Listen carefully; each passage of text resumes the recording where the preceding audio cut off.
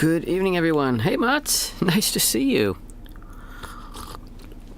Nadia, I think it was, asked about you last time. We were wondering where you've been. It's been some time. Last time I remember seeing you, it was the blind date, right? Was it a blind date or something that didn't go well, I remember?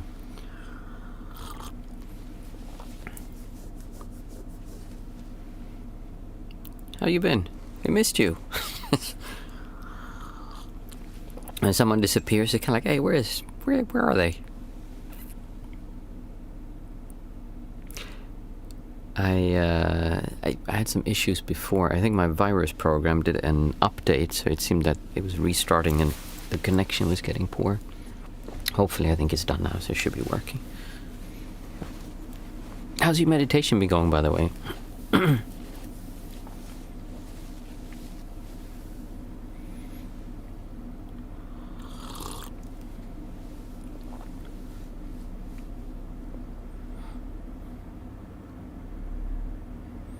It's a 2 session. I feel honored.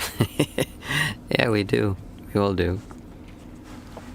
What did we do the last time? We talked a lot about feelings and how the sense of self is contained in the feelings, and how we, many times what we try to do is we have an uncomfortable feeling and we're like, oh no, I am here and I don't want this thing there. Like we create this kind of pressure against this feeling. I want to get away from it.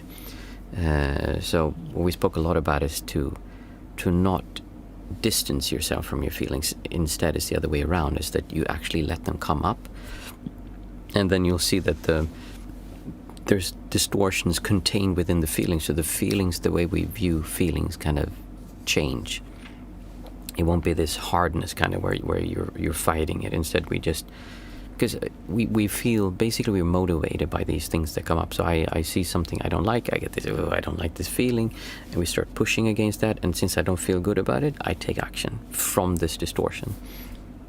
Whereas when we don't resist that, but we actually feel that feeling fully, it will just come and go, whoo, and it just kind of blossoms and disappears. Mats, I met a really cool woman, but it's very difficult because getting to know her triggers my anxious attachment style. Might have already ruined my chances. I also didn't meditate because I was lost in my anxiety battles and didn't manage to care for myself properly. Well, that's a perfect thing to look at with what we're talking about now, the feelings and how that comes up. Because if you think about that anxiety, what it is, it's just a uncomfortable feeling inside of you that you feel like, oh, you have this thing that you want, and then reality, you don't know actually what reality is. You think you might have lost it. And then this distortion, this feeling that comes in between it, is like that pressure. So what we tend to do then is like we get this feeling, and then I think the way it was designed, like if evolution designed it, was that you get that feeling and then you take action. But our lives have become so complex and so complicated in so many ways that it's not that simple anymore. So when you get that feeling nowadays, we just kind of walk around with it as anxiety. We don't actually experience it. But if we don't fight that, but instead just sit still, it's kind of like the same thing as when you do, I think I've talked about the shower meditation. Have you heard that? Where you stand in the shower, showering comfortably, you're done, and you put your hand on the heat controller, and you're about to just turn it all the way to the cold, and you just stand there and feel that feeling like, oh, it's going to get so cold.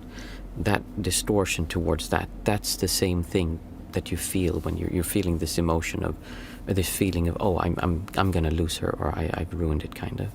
And it kind of washes, so I don't want to feel it. It's like, oh no, and so that we don't look at that and we tense up and we get all these like stress symptoms, instead of just feeling all that wash over you, just like when you hold that and you want to turn it to cold. And then when you do that, you notice that there's nothing there. There is really nothing there. You don't need to fight it or be afraid of it. We have this fear of what we're feeling. It's like we're trying to run away from it. And people try to change their world so they don't have to feel their feelings. But feelings are just feelings. They're nothing to be afraid of. If anything, we should just experience them.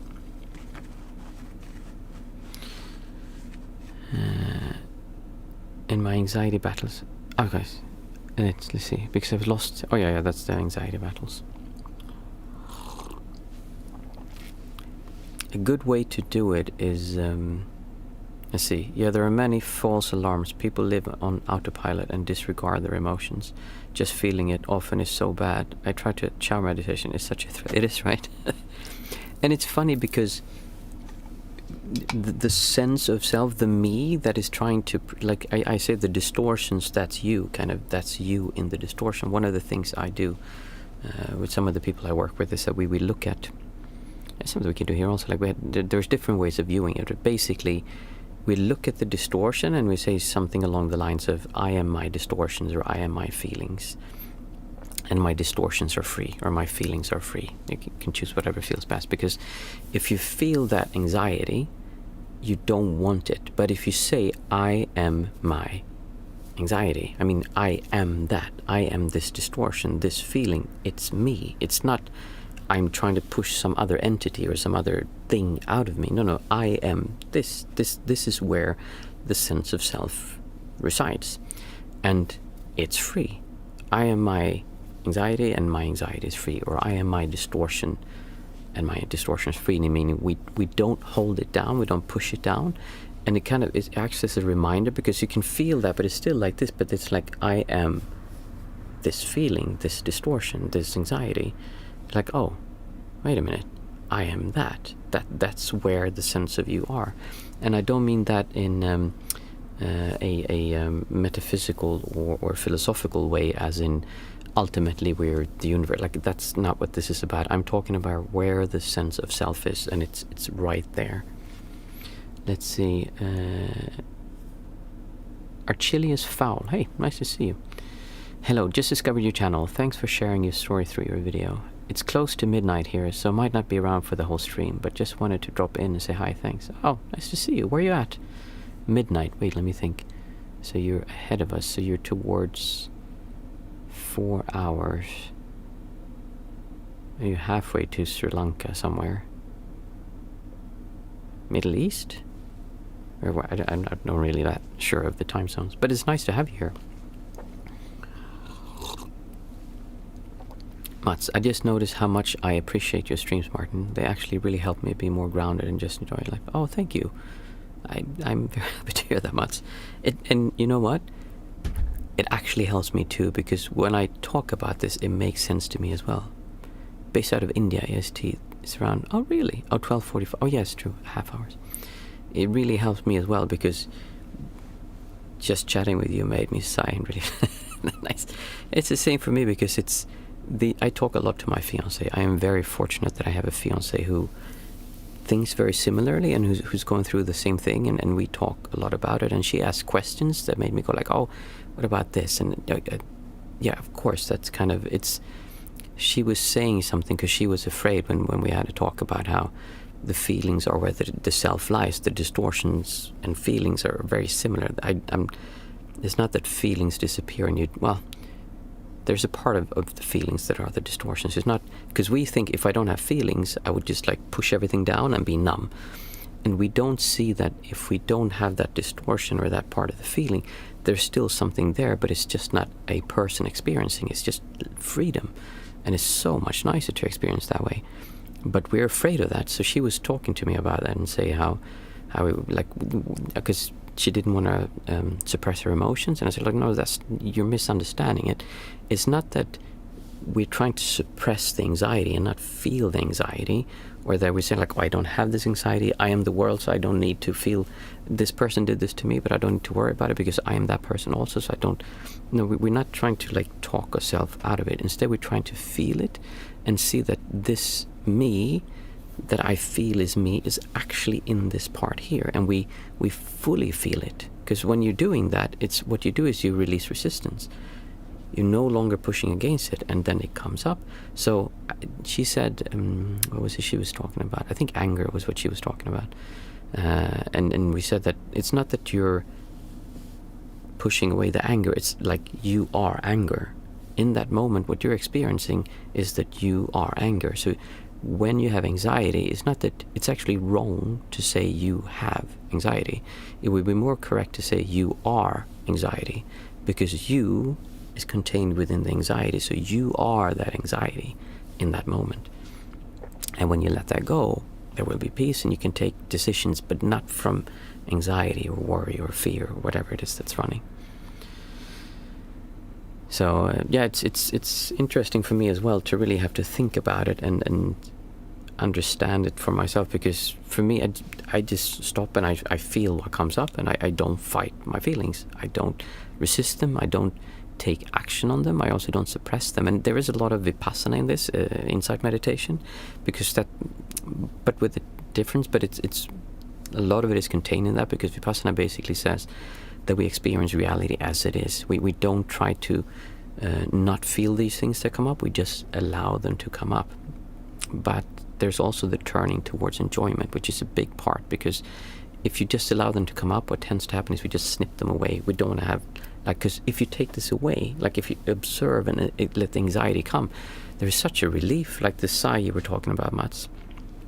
And then this comes up, and it just makes it, there's joy and happiness and appreciation, and your senses become clear. And if you're doing too much vipassana, you can kind of snip that away also, so you're not actually letting that happiness come up. How are things with your guide, things progression? The guide, so I talked about this last time. I have 2 things that are coming along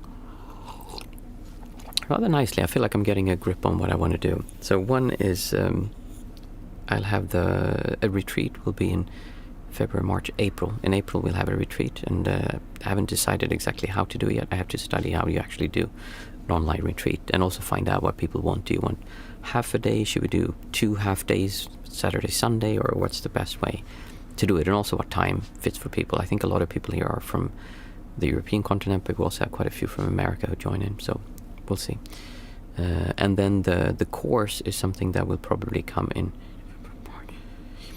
so maybe May, April. I've kind of gotten an idea of the concept of what people want, and I've started making an outline for the actual course.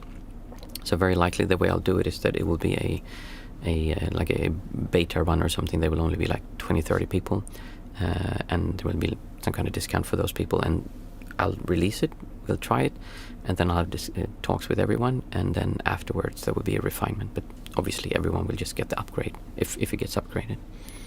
So yeah, I feel happy about it. It feels nice. It feels like I finally have an idea what I want to do, and also understand how to limit it. So there will be one meditation course. In other words, if you're coming into this, you want to just learn to meditate, then you have this, and it will be from my perspective of what meditation is, how to do it, the obstacles you run into, how to actually make it work for you. So it's not you just, I'm going to meditate, and you do it for a few days or a month. You actually want to make it part of your life, and then the things you need to think about that everyone runs into, or things that you should do to make it work. So it'll be quite a practical guide. And then I'm going to do, in the future, there will be another one which will be about the distortion method, but I'm just not clear enough on that. I'm still learning so much on how that actually works myself. So maybe a year or 2 from now. Svaranava Mondai. Hey, nice to see you. Sir, watching your live stream for the first time, just gone through some of your previous pieces of work. Can I ask you what to do if I have much more valuable belief than my family who are egoistic? Nice to have you here, by the way. Let me just read that again. Can I ask you what to do if I have much more valuable belief than my family who are egoistic? Would you tell me a bit more about that, what you mean? Because I'm not sure I understand the question. Mats, nice. I'm looking forward to it. If I can help you in a way, I'm down. Thank you, Mats. I will absolutely get back to you when you're starting to get closer, because there's thoughts I have, but I think you will. For now, it feels like I have an idea what I want to do. Now it's just a matter of creating the outline more properly, and then doing the segments and filming it, and then seeing how I'm going to do it. So it's fun. I really enjoy it. I've never done a course like that before. I've also never held an online retreat. I've done loads of in-person retreats, and that's kind of like a course in many ways. But I want to really, I think I spoke to you about this, I want to make sure it's something that's just not another meditation. There's so many of them out there, and I think a lot of them miss the practical parts. A lot of them is just repeat stuff of things that just learn from others, like, oh, this is the way it's supposed to be, but we don't really question those things. So I want to limit it to the things you can actually experience yourself, and also not draw conclusions from those experiences. We really try to just focus on what we're actually experiencing and what we can see here, which is why I said that the sense of you is in the anxiety, and that's you. You are that. That's where you are. I'm not talking anything about what happens after life, before life, where we came from, or any, like, that's besides the point. I am talking where the problem of the self, the ego is, and that is in our feelings here. Did you find a way to say that a bit more clearly? Svara Nava. Sorry if I pronounced that wrongly. Mistakenly. If I have much more valuable beliefs than my family or ego, do you mean that you perceive your values as being better than your family, who feel more egoistic? Is that what you're saying?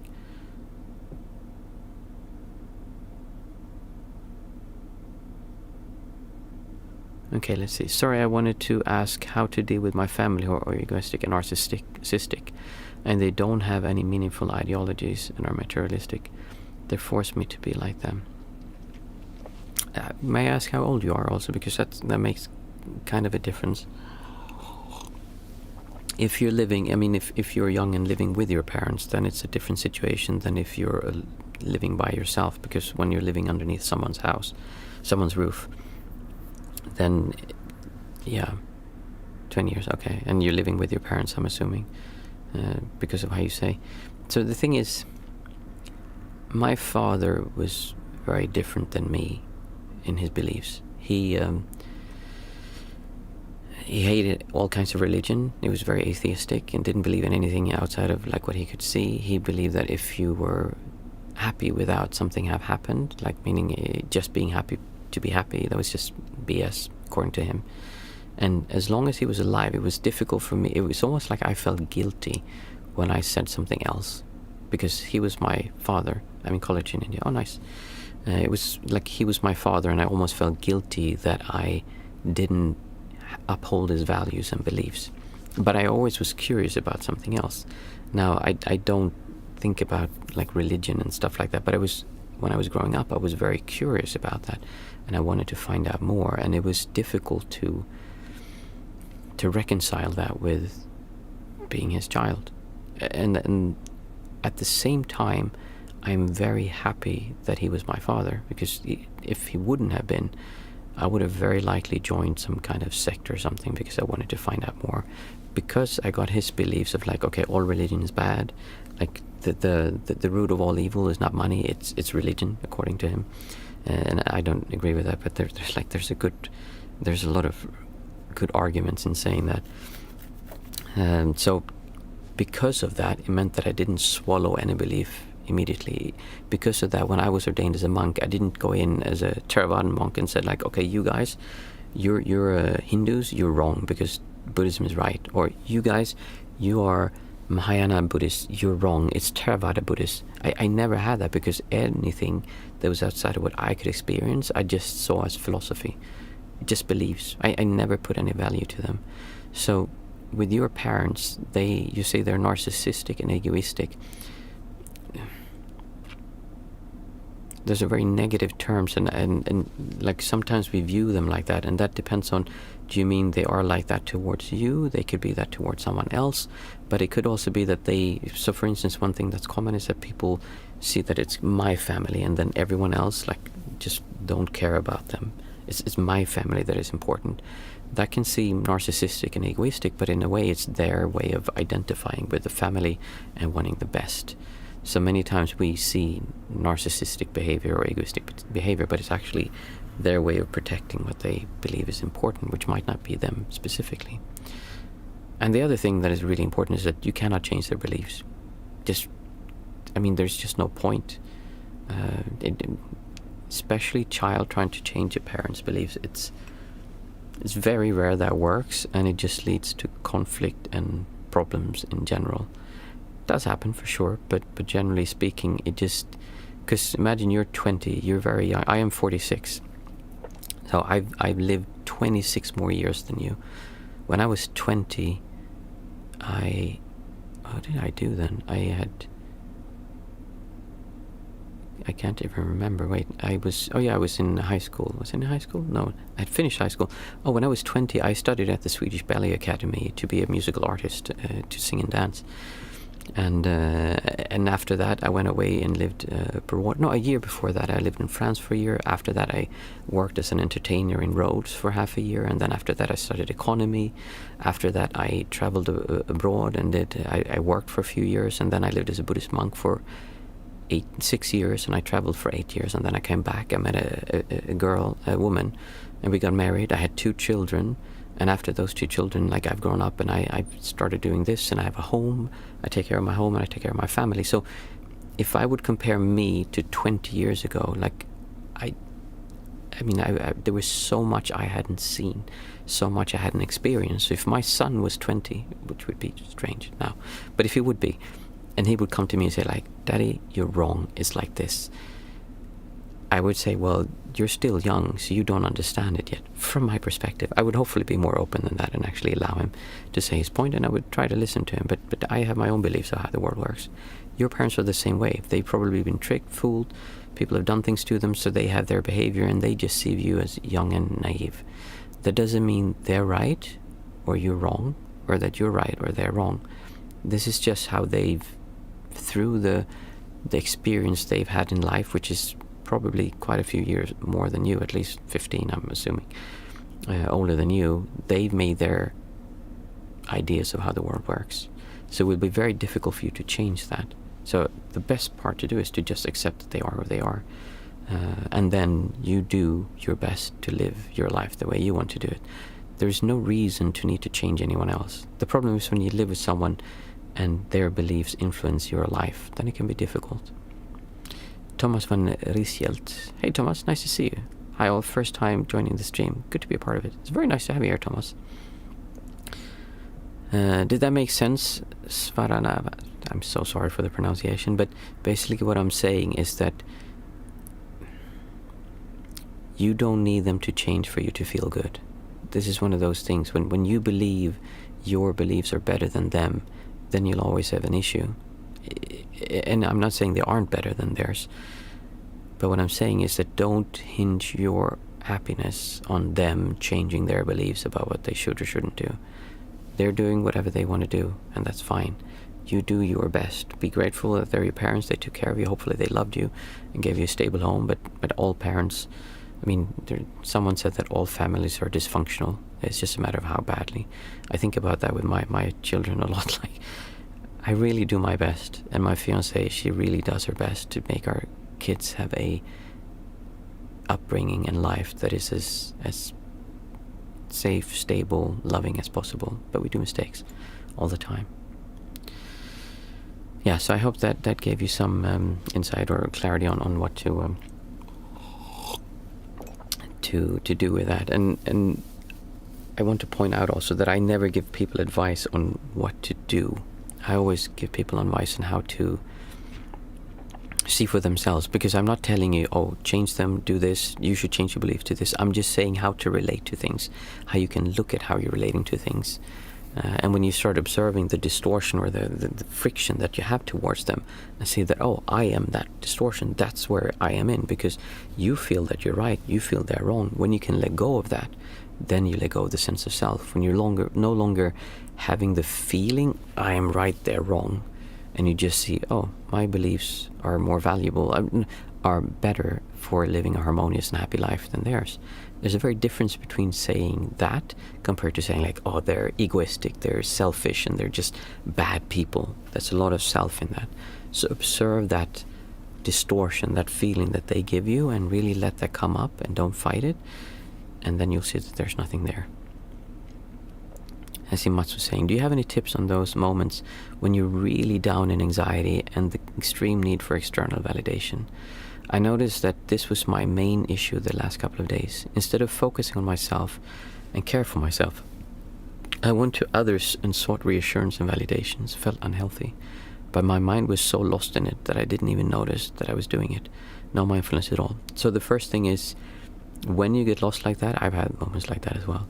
Not especially this, but like with irritation and feeling mistreated. just a year ago, I had an episode. The main thing to realize is that you got it, that you were doing this. That's like, first of all, give yourself credit, because most people don't even they justify, like, no, this is how it should be, and they just like kind of run along with that. But you've seen, okay, this is a problem.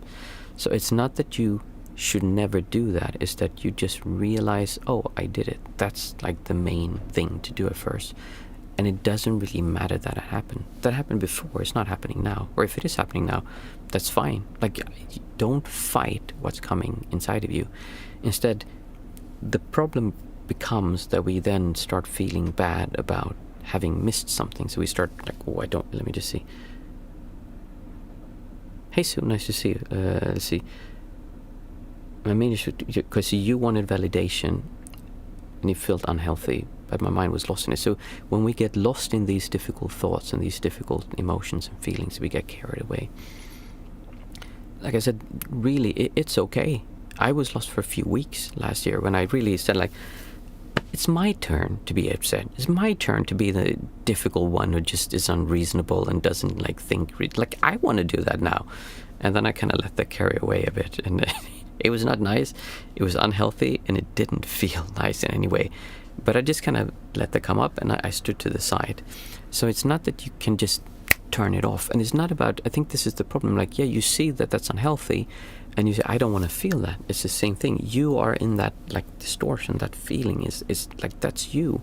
So we don't want to push that away. We also don't want to take action and call the person and say, because what that does, the self is in that anxiety, like, oh, I need to have validation, right, that you're feeling. So that is an uncomfortable feeling, and it pushes us to pick up the phone and send a text or call someone or go and meet someone and try to get them to say something to us. Now, if you can see that that's you, and you don't have to be afraid of it, you don't need to fight that. It's not like you are here and this is another. I think Eckhart Tolle is the closest one I've heard someone talk similar like this. He calls it the pain body. It's basically an entity that's being agitated inside of you, that has all these distortions. Whereas I see that that's the self, that's the sense of self, that's the feeling part, the distortion. That's this thing that pushes you to take action. And when you see that and say something like I said before, like, I am my anxiety, I am my uncertainty, I am my feeling, this distortion, and it's free. I don't need to fight it. And you're not afraid of it, you just let it come up. You can see that it can go over like that. But it can be difficult to get to that point because it's very scary. You should also not overwhelm yourself. If you're feeling completely lost and like barely holding on, then that's not a good idea because it could be overwhelming. It could also let you just surrender to it and it goes away, but we also should be mindful of what we can handle and can't handle. See, Sue, it's nice to be back, Mats. You were missed. I hope you're okay. Nice, Sue. Mats, I'm super impatient with myself. I really want to turn off those annoying copy. Yeah, I just want to be able to sit with it and not run away screaming. I know. We all want it to go faster. I mean, if I compare myself now to 10 years ago, holy moly. It's difficult to even describe how different I am now from when oh my goodness, is it 10 years since I disrobed? No, almost. This fall, I think, if I'm not wrong, it'll be 10 years since I disrobed.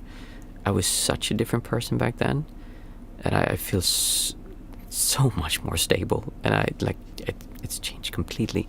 The problem is that we see things as in, okay, I want it to happen now, and I don't want to go through all this difficult part. I just want to like sit and do something difficult, and then I should get rewarded. Whereas it's not that you do something and you get rewarded by like now it's solved.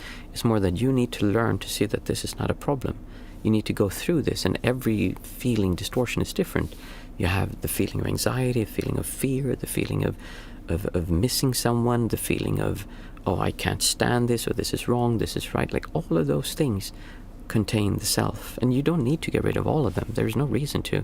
Just the difficult ones. I don't know where people are, Sue. I was wondering the same thing. No idea. Maybe we should organize some sort of communication channel so we can keep in touch between sessions. Yeah, I've been thinking about that as well. I have some thoughts about how to do that. Just haven't had time for it. There's a platform where I will host the course, and they have forums and stuff like that as well. Because that would be a nice idea, actually. What was I saying? I forgot what I was saying. Can anyone remind me?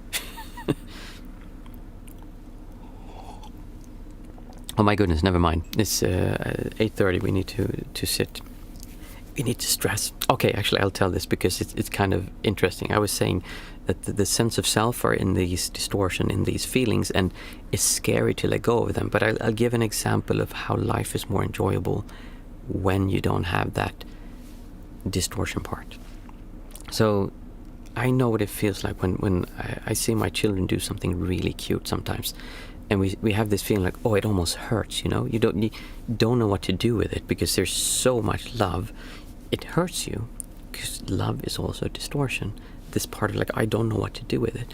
And today my son did something that was so absolutely adorable. It was, oh my goodness. Like, you wouldn't be able to see that without going like, oh. So my fiance was away and she was having her yoga class. And she was away, so I was with my son, and my son he's a bit like sensitive right now. He's going through some difficult parts. He kept going up to Papa, and he kept going up, and then he was so happy to see when he shakes his bum like this. He just did like that, Papa, and then he hugs me, and he like, Papa hug, and then he gives a kiss on the mouth, and then because he's seen us do it, he kisses on the cheek, like that. He's like this. And it was so cute, and I can see how before, if I would have had that experience, I would have been like, oh, like this. And now there was not that, because that is a distortion. It's a very pleasant distortion in many ways, and you should not you should not push this down. You should not say, I don't want to feel this. If you just let that come up, it disappears, and what's left is something much cleaner, much clearer. So instead, I could watch my son, and I can see him kiss me on the cheek, and I go like, oh, they're so sweet. And I could really look at him and really feel so much connection and so much like, just be there with him and just give him my full attention. And compared to how I did it, I remember when my daughter was younger and I had more of this like, and I wanted to keep that moment. I wasn't just experiencing now, because also part of what happens when we have those anxiety and those feelings, or even love, is that we pull ourselves out of now. Right now, there cannot be any of that. It's just an experience of what's happening, and it's beautiful. I hope that made sense, because there is a part that feels fear when we talk about letting go of our distortions, because you are in the distortions. That's why we fight it so hard, and why we believe we need to hold on to it. But it's really about just enjoying being here and not being afraid of our feelings, because ultimately the anxiety you were talking about before, Mats, that is a part of you coming up that wants to keep you safe for some reason. And when you allow that to come up and not fight it, it disappears. So now, let's see. As a newbie here, if you don't mind, can you tell about yourself in very short? I really want to know. Your vibe is really blissful. And thank you for the answer. Really grateful. I'll do this like, okay, let's see if I can do it in 30 seconds. I'll try to do it in 30 seconds because we're going to start sitting. I'm very late for that. So I started out live trying to figure out what I was supposed to do with it. I thought I should get money, then I thought I should get a girlfriend, and then a career, and then all of them together. And what always pushed me was that I was never satisfied. I always had this feeling is, I need to go over there so I can be happy, and I never found that. So I became a monk because I figured out the monks know what to do.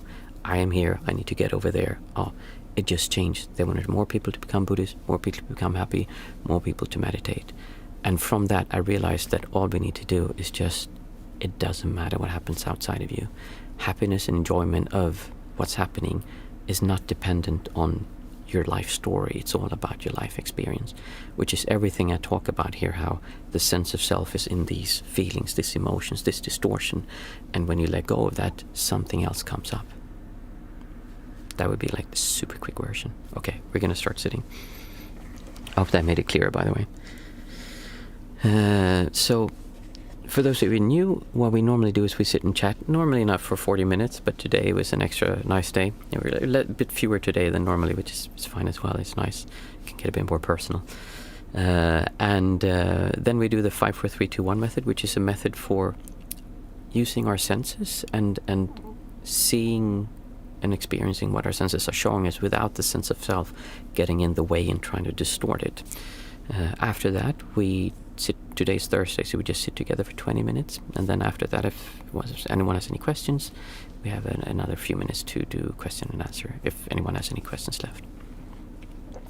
So, first of all, we say out aloud 5 things that we can see, and it's important to actually try to say it out aloud, because it's not about seeing 5 things, it's about stopping and really becoming aware of the things we're seeing.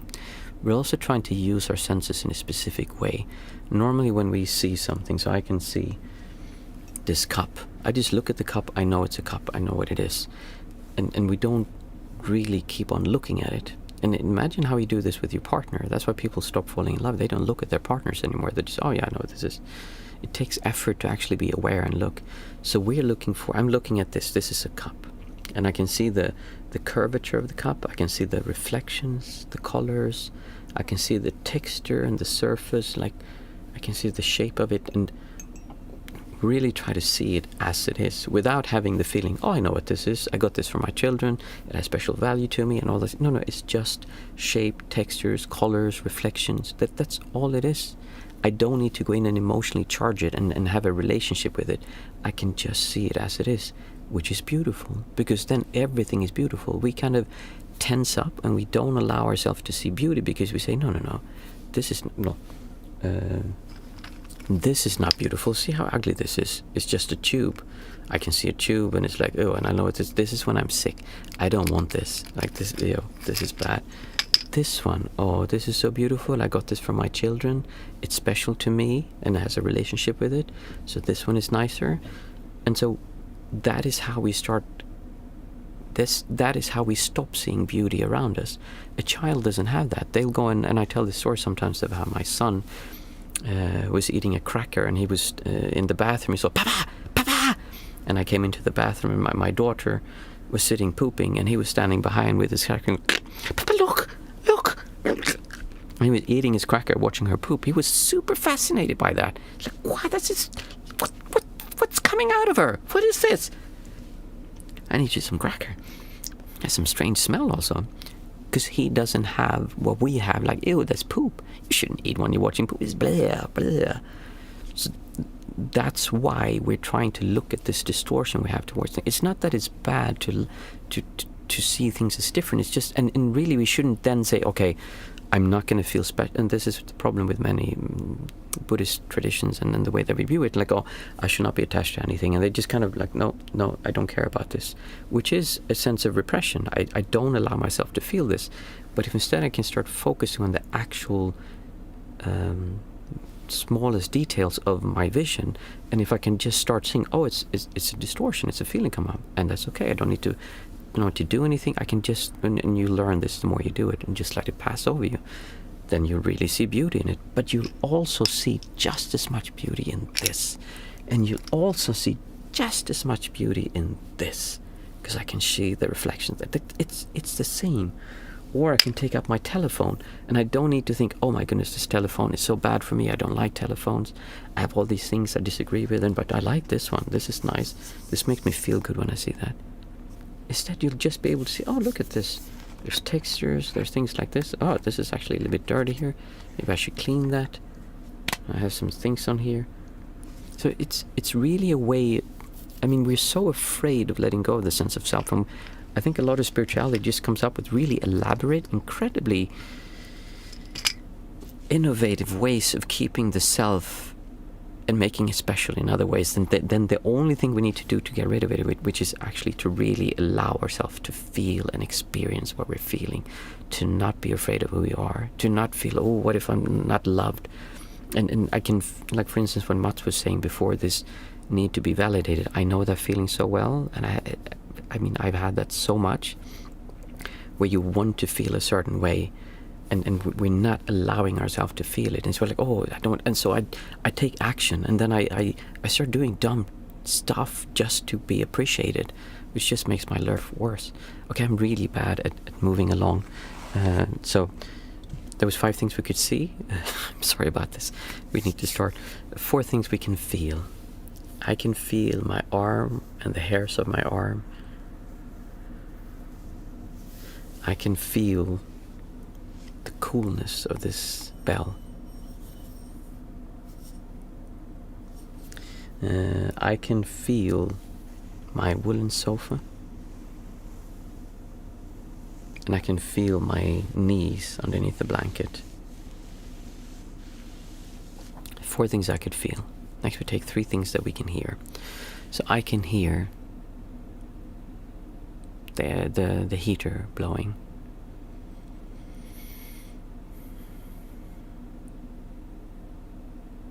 I can hear a vibrating hum in the office from the compressor.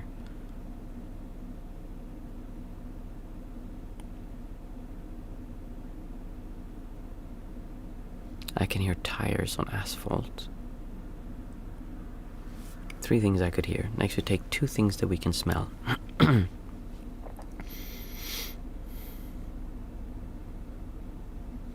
I can smell textiles, cloth.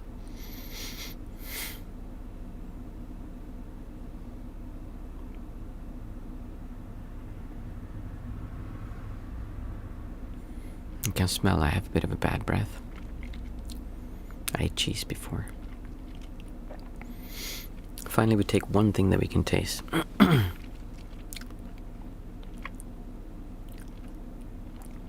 I can actually taste the cheese.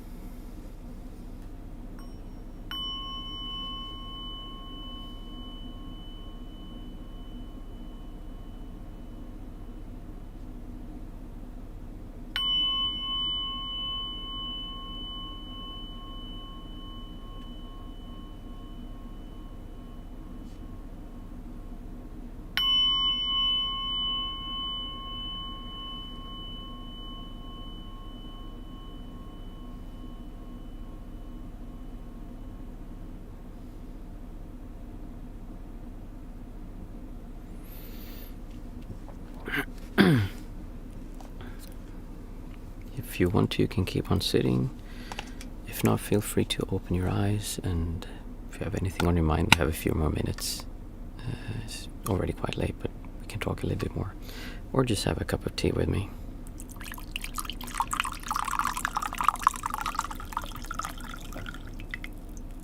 Mats, were you able to, if you felt that anxiety come up, were you able to observe it the way we spoke about, by not resisting it, but actually letting it come up? I'll tell later about there's a certain time of day when this is actually a lot easier to do than otherwise. Or maybe a certain situation would be more correct to say.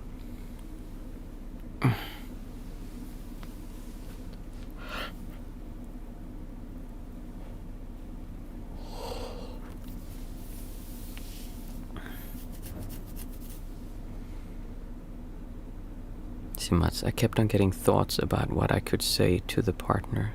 I tried to not resist it. A weird thing happened. The thought got replaced by a song that's been stuck in my head all day. Oh, interesting. Was that a pleasant sensation or a difficult sensation?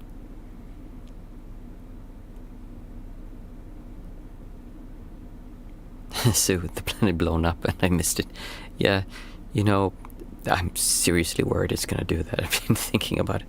We're actually talking about we're going to bind our house loans on in Sweden you can have what's called a variable interest rate. So it changes every 3 months, or you can bind it for like up to 5 years. And with the way the world looks now, it's kind of like, yeah, we're actually going to bind it because it feels like everything's just being thrown out the door. People are just insane. And Mats was saying before also, pleasant distortion, interesting. I think I just realized a bit more what you mean by distortion. It's any way that distorts pure sense information experience in a way, right? Yes, exactly.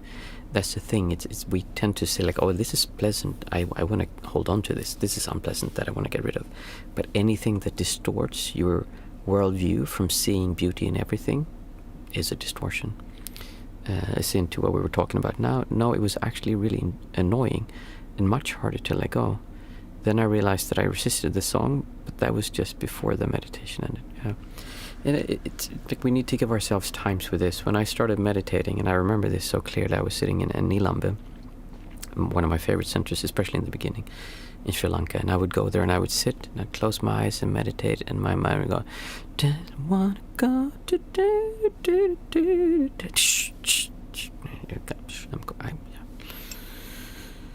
breathing in, breathing out. Let it go, let it go. I had so much songs playing in my mind the whole time. It took me a long time to let go of that. So it's really, I think one of the biggest mistakes people do with this is that they're just too impatient. We just want it to be fixed now. I'm trying to get away from something, and we don't realize that it's, in a way, you're not trying to get away from something, you're trying to accept something. And if you accept something, then that disappears, but the act of getting away actually just makes it stronger. So it's about not fighting life in many ways, and then we see that it doesn't have to be that difficult. I think that was really good. I'm so happy you asked that before, when I said how like this one is special, this one is beautiful, because I have a pleasant distortion towards it, but actually that's preventing me from seeing beauty in this one, because I'm now creating a separate feeling towards this one than this one. So it makes me miss this, and this is what makes us feel special. This is what makes me feel like me. Like the self is like, no, I want to feel special with this. I don't want to feel special with this. Whereas a child, they don't have that. They just think everything is special. And I'm thinking about animals, like Sue with dogs. Is it difficult? I mean, is it different with like a puppy and a grown-up dog? Because I know, like, I'm not much of a dog person. I love cats. And kittens, when they play, they're just like, everything is exciting. They just jump around and they look at things, and the world is exciting. And you can see that same sense of like, oh no, this isn't more special than this one. Whereas an adult cat will be very different. They've learned what works and what's good and what they can get food from. And like, so animals have a very similar behavior, I think. Mats, singing brings me a lot of pleasure. So most of the time it's pleasurable to have a song stuck in my head. But today it was pretty annoying because it felt like I was distracting myself from my anxiety, which I wanted to let go. Feels like I'm breaking through several meta levels. Nice. Yeah, it's all good. it's really like the more you can let go of the idea that you can fail and just let it happen, that's like just gonna make it easier.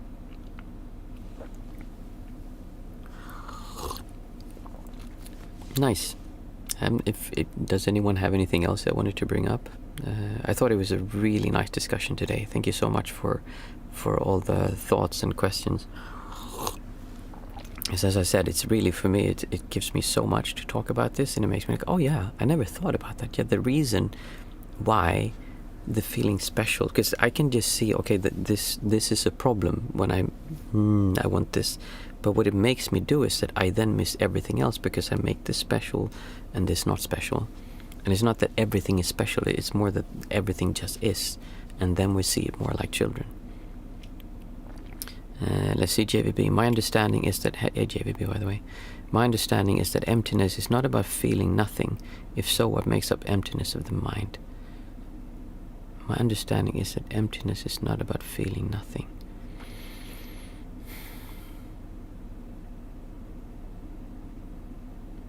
The problem when we say feel nothing is that we then think of numbness. So when a normal person who haven't done this kind of work will think about, I feel nothing, then we see that as something negative. That means I'm numb, I'm emotionless, I'm not feeling any connection, and we feel bland, we feel grey. What I'm talking about when there is no distortion is that then everything is a specialistic cup, because there's nothing special. The world is beautiful. So that's kind of, if we would compare emptiness to non-centricness, to non-duality, like we're bridging quite some gaps here. Sue, I train Belgian Malinois dogs, I hope I pronounced that correct. When they are puppies, it's like dealing with a mini crocodile. I think it also applies to oneself. Yeah. It's fascinating, like how this stuff works. I hadn't really thought about that, but yeah, that's true, because I make this special. That's part of the reason we can't see beauty in everything, because we don't want to. The self doesn't want to. I want this to be special. That's why I belong to my group. Like, my countrymen, we're good. Those people, they're bad. Because I want to feel like that's the self. And the more you do that, the more self you have.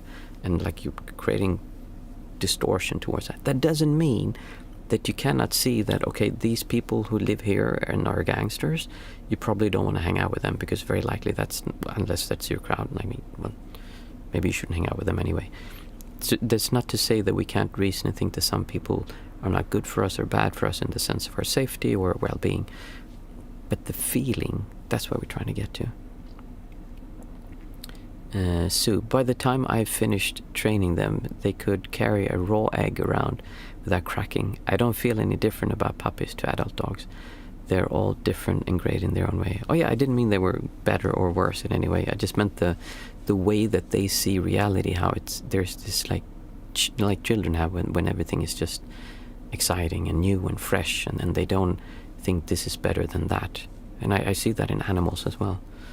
Mats, you missed the first part of my message. That must seem a bit random. Or did I miss the first part?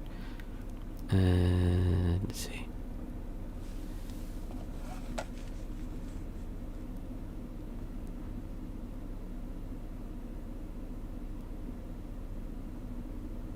Singing brings me a lot of pleasure. I heard the singing. Oh, I heard the nice saying, you can't say the wrong thing to the right person. You can't say the wrong thing to the right person. Oh, that's interesting. There's probably a lot of truth to that also. Alright.